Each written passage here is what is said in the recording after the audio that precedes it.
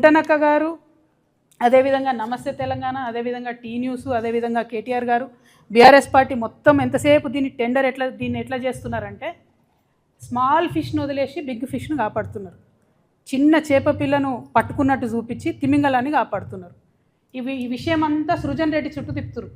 ఈ సృజన్ రెడ్డి అనేటోడు సీఎం బామ్మర్ది కాబట్టి, ఈయనకు టెండర్లు వచ్చినాయి కాబట్టి ఈయన కోసం ఇదంతా చేస్తున్నారని. వాస్తవానికి ఏంటంటే నయని అనేటటువంటిది పెద్ద తిమింగలం మెగా కృష్ణారెడ్డి గారి కోసం.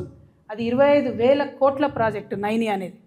ఈ సృజన్ రెడ్డి అనే చిన్న చేప పిల్లకు వచ్చింది 250 కోట్ల ప్రాజెక్టు. సో ఈ 250 కోట్ల ప్రాజెక్ట్ వచ్చినని చూపించి పెద్ద తిమింగలాన్ని వదిలిపెట్టాలనే ప్రయత్నం గుంటనక్క గారు తీవ్రంగా చేస్తున్నారు.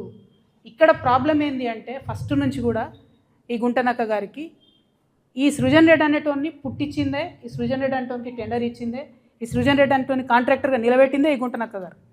ఆయన ఇరిగేషన్ మినిస్టర్గా ఉన్నప్పుడు సృజన్ రెడ్డికి మొదటి కాంట్రాక్ట్ వస్తుంది. ఇదే సింగరేణిలో రెండు వచ్చినాయి బొగ్గు గనులు బీఆర్ఎస్ హయాంలో సృజన్ రెడ్డికి. అప్పుడు గుర్తు రాలేదా సృజన్ రెడ్డి రేవంత్ రెడ్డి బావమరదని? ఇవాళ నేనేమంటున్నా అంటే కాంగ్రెస్ని మీరు ఎక్స్పోజ్ చేయండి, కానీ ఎవరి కోసం ఎక్స్పోజ్ చేస్తారు? మీరు కార్మికుల కోసం చేస్తురా? సింగరేణి సంస్థను కాపాడడం కోసం చేస్తురా? అవినీతి నిరోధించడానికి చేస్తురా? లేకపోతే తిమింగలాన్ని కాపాడడానికి చేస్తురా?